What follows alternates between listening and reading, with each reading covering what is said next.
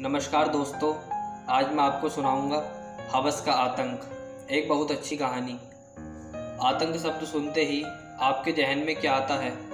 मेरे विचार से सबसे पहले आपके दिमाग में आज तक जितने भी आतंकी हमले पूरी दुनिया में किए या करवाए गए हैं वही आते होंगे।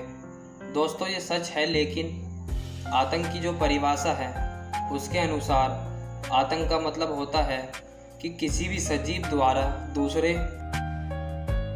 सजीव को शारीरिक, मानसिक या किसी भी तरह की यातना देना। अब मैं मेरी कहानी की ओर बढ़ता हूँ। कहानी कितनी छोटी या बड़ी होगी ये अभी नहीं बता सकता। जो मन में आएगा वह लिखने की कोशिश करूँगा। प्राची 10वीं कक्षा की एक छात्रा थी, बहुत गरीब घर से और दूसरों से भोली भी। राहुल उसी कक्षा में पढ़ने वाला अमीर घर का बिगड़ा हुआ बेटा था। एक दिन क्लास में प्राची डर से आई।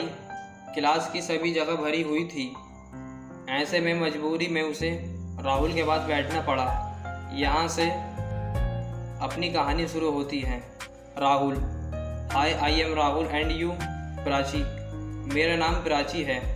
ऐसे ही दोनों में बातें शुरू हुई और दोस्ती हुई, और फिर धीरे धीरे ये दोस्ती प्यार में तब्दील हो गई। प्यार भी एक तरफा था। प्राची राहुल से बेइंतहा प्यार करती थी, पर राहुल अमीर घर की बिगड़ी औलाद होने के कारण प्राची के प्यार को प्यार नहीं समझता था। एक दिन राहुल और प्राची 12वीं कक्षा की बोर्ड एग्ज़ाम देने के बाद लोनावाला घूमने के लिए चले गए। दोनों राहुल के बाइक पर निकले और कुछ ही घंटों में लोनावाला के सुप्रसिद्ध बूसी डैम पर पहुंच गए। बूसी डैम पहुंचते ही बारिश के दिन होने के कारण जोर की बारिश शुरू हो गई। दोनों इस बारिश में भीग भी गए। भीगते भीगते दोनों बारिश का आनंद भी लेने लगे। बहुत गीली होने के कारण प्राची को ठंड लगने लगी, जिस वजह से वह असहज महसूस कर रही थी। उसने राहुल से बोला, मुझे बहुत ठंड लग रही है, कुछ तो करो। राहुल उसे गर्मी देने के लिए बिना कुछ सोचे समझे उसे अपनी बाहों में ले लेता है।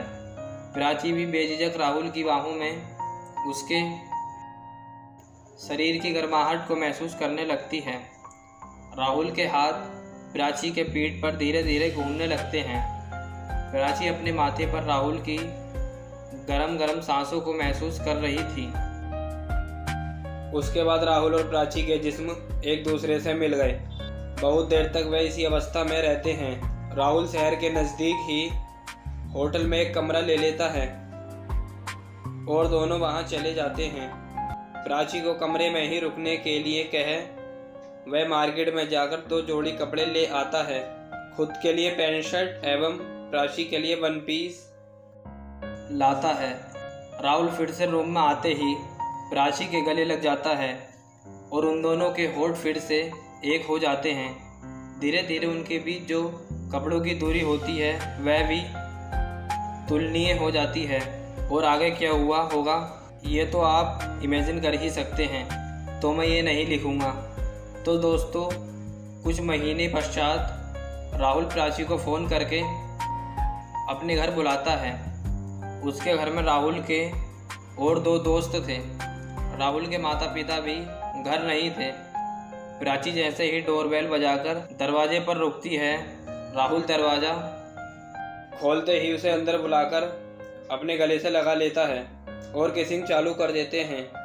वह दोनों किसिंग कर ही रहे थे कि राहुल के दोनों दोस्त भी हॉल में आ जाते हैं और दोनों भी प्राची को अपनी हवस भरी नज़रों से देखने लगते हैं। राहुल उन्हें कहता है कि डोंट वरी, तुम्हें भी मज़ा मिलेगा, परंतु प्राची राहुल को धक्का मारकर दरवाजे के बाहर जाने की कोशिश करने लगती है।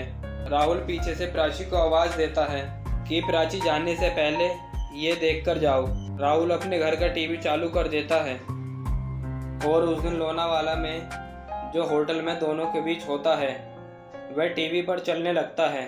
ये देख प्राची अपना सर पकड़कर नीचे बैठ जाती है, परंतु राहुल पर उसका कुछ भी असर नहीं होता और वह प्राची को अपनी गोद में उठाकर सोफे पर पटक देता है। वह प्राची से कहता है कि तुम अगर मेरा कहना नहीं मानोगी तो मैं ये वीडियो इंटरनेट पर फैला दूंगा।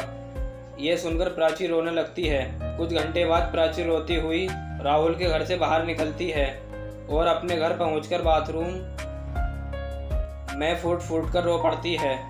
कुछ देर बाद प्राची शावर लेकर बाथरूम के बाहर आती है और अपने कमरे में जाकर सो जाती है। उस दिन के बाद प्राची राहुल को रोज अपने घर बुलाने लगा और अपने अलग अलग दोस्तों की हवस की प्यास प्राची से बुझाने लगा।